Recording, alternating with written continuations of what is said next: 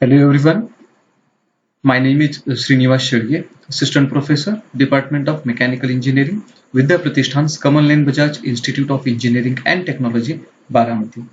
In this video, I am going to discuss about Darcy-Weisbach equation. So this Darcy-Weisbach equation is the very important equation, and it is used to find out heat loss or energy loss due to frictional resistance. So consider a pipe and fluid is flowing through that pipe. Again, consider two sections, section 1 and this is section 2.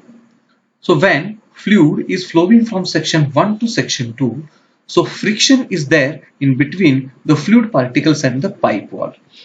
This friction offers resistance for the flowing fluid, and this frictional resistance is overcome by the flowing fluid by losing its own energy, and that energy is nothing but energy loss due to frictional resistance.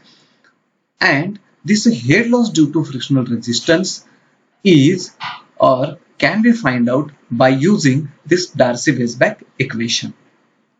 So first we will apply modified Bernoulli's equation.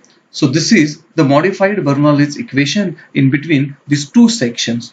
So pressure energy plus kinetic energy plus potential energy at section 1. So this is the total energy at section 1. This is equals to total energy at section 2 plus heat loss due to friction in between these two sections, that is section 1 and section 2. So Z1 and Z2. So these are the potential heat. So these are the distances of section 1 and section 2 from the ground. And since this pipe is horizontal pipe, therefore Z1 equals to Z2 and this Z1 and Z2 get cancelled.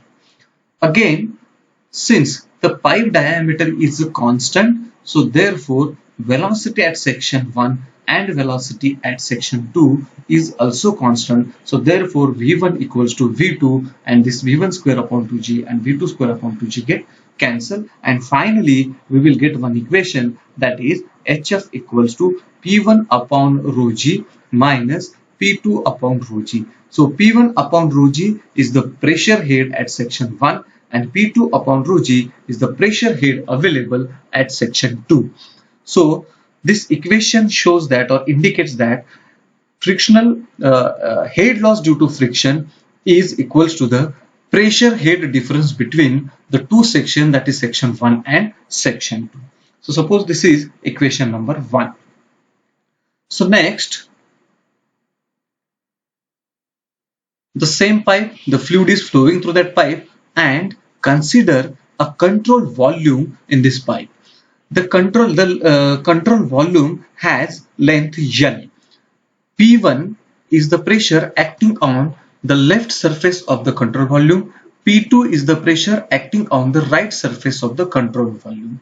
And since this is a circular pipe, so shear stress tau is acting on the cylindrical surface of the control volume, and the direction of this shear stress is in the opposite direction to the direction of flow because it offers resistance for the flow.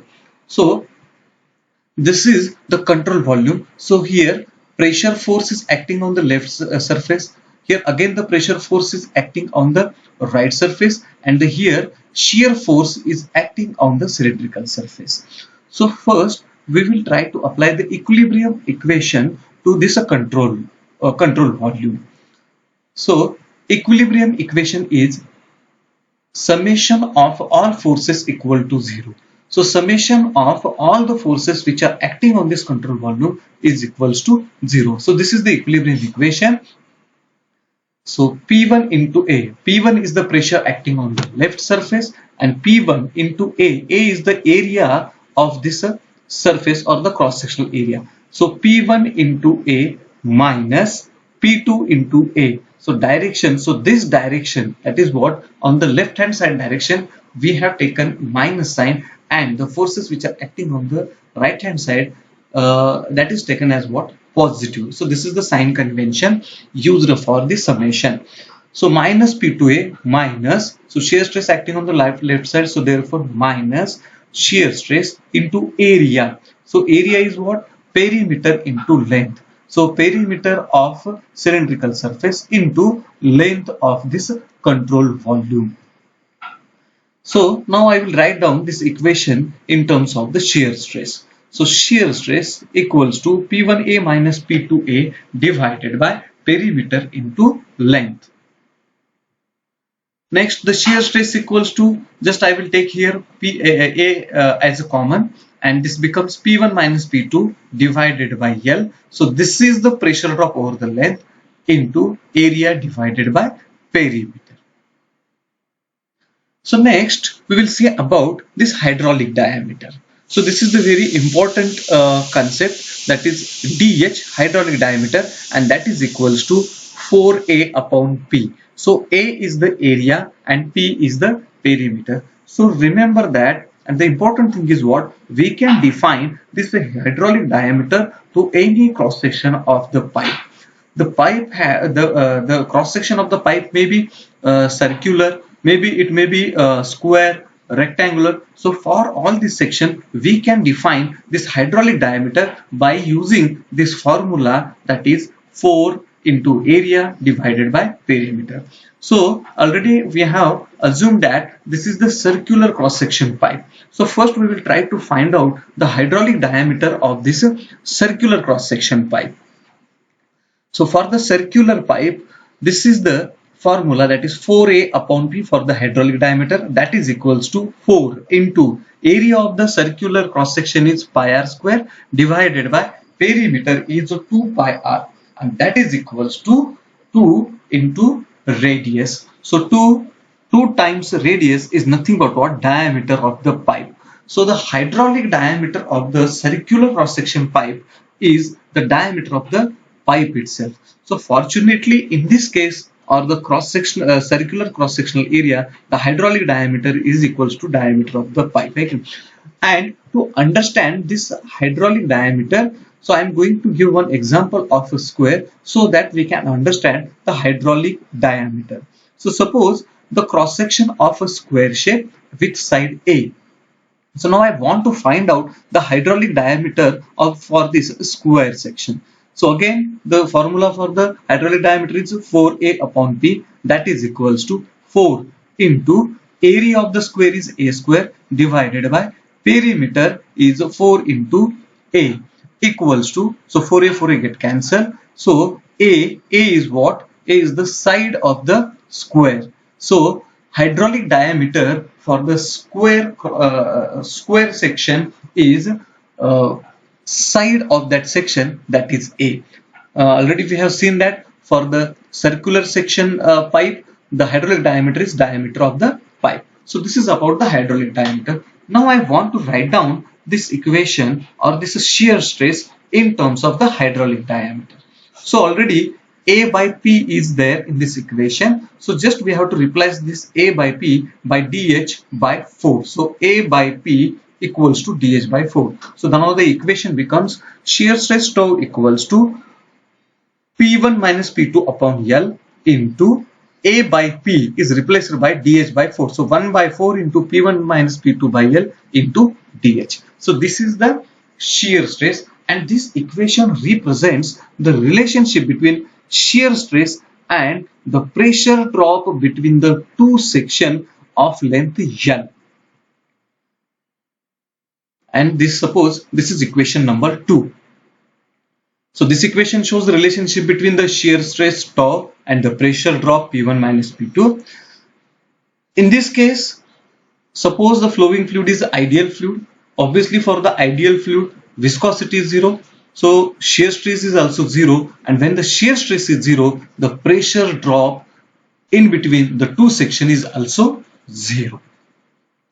So next we will go for the another new term, and which is very important term, that is a CF equals to shear stress divided by half rho v square. So CF is known as fanning friction factor. Actually fanning is the name of the scientist. This CF is also known as the skin friction coefficient. this CF value or this friction coefficient is depends upon the shear stress at the wall surface. So this is the relationship between CF and the shear stress. So CF equals to shear stress divided by half of rho v square. Again, this CF is also known as drag coefficient when the flow is external flow.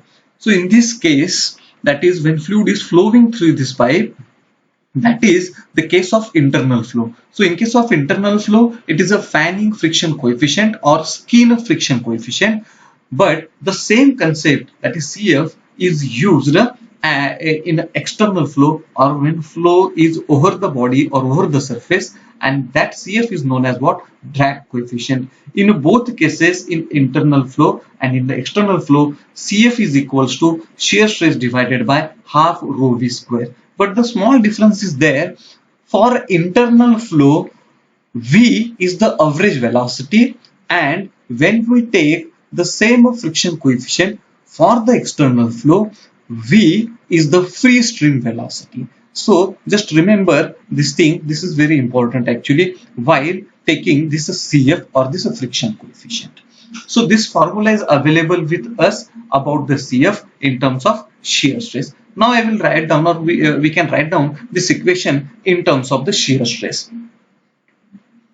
So shear stress tau equals to CF into half rho v square, and this is equation number 3. So when we observe equation number 2 and equation number 3, both equation shows the shear stress at the wall surface. That means what? We can equate these two equations. So in the next, we will equate these two equations, that is equation 2 and equation 3. So we will get 1 by 4 P1 minus P2 upon N into dH equals to CF half rho v square. So from this equation, we will try to find out first CF, that is fanning friction coefficient. So CF equals to 1 by 4 P1 minus P2 divided by half of rho v square into dH upon N. So this is the fanning friction coefficient, or we can say that this equation represents the relationship between fanning friction coefficient and the pressure drop between the two sections. So this friction factor is suggested by the fanning. So another scientist is there that is Darcy. So he has defined another friction coefficient, that is F, and according to the Darcy, now the F equals to P1 minus P2 divided by half of rho v square into dH upon N. So he has removed this 1 by 4. So, and he has created one relationship between the Darcy friction factor and the fanning friction factor, that is F equals to 4 CF.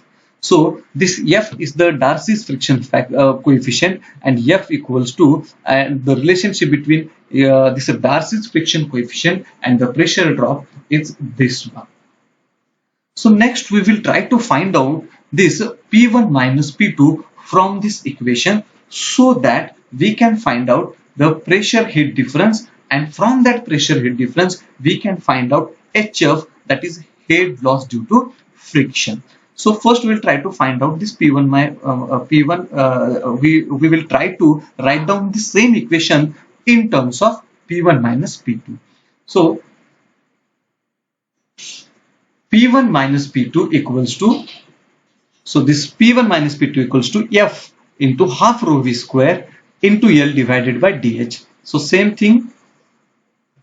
So the same equation in terms of P1 minus P2. So P1 minus P2 equals to FL upon the hydraulic diameter into half of rho v square.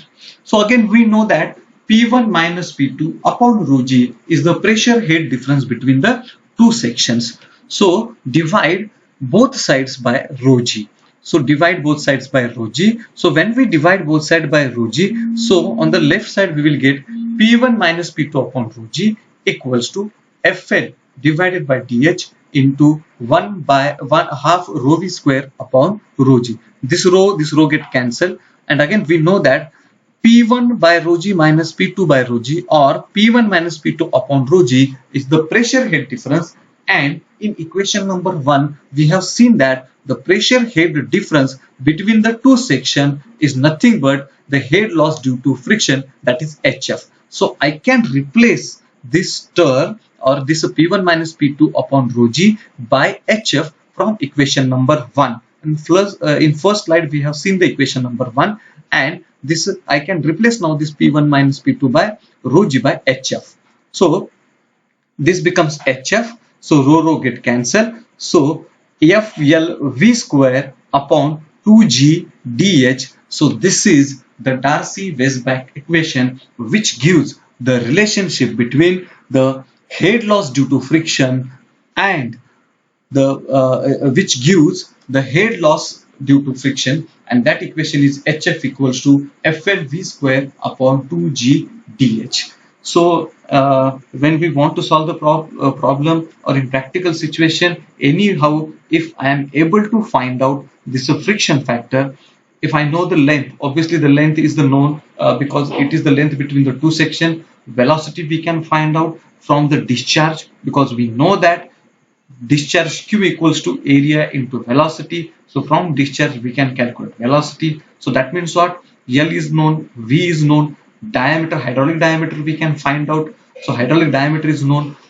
F, anyhow, if we are able to find out the F from any chart, we can find out this HF by using this formula. So this is the Darcy-Weisbach equation. Again, this Darcy-Weisbach equation, this HF here in this case or in this equation, we have write down in terms of Darcy friction factor. Again, we can write down the same equation in terms of the fanning friction factor.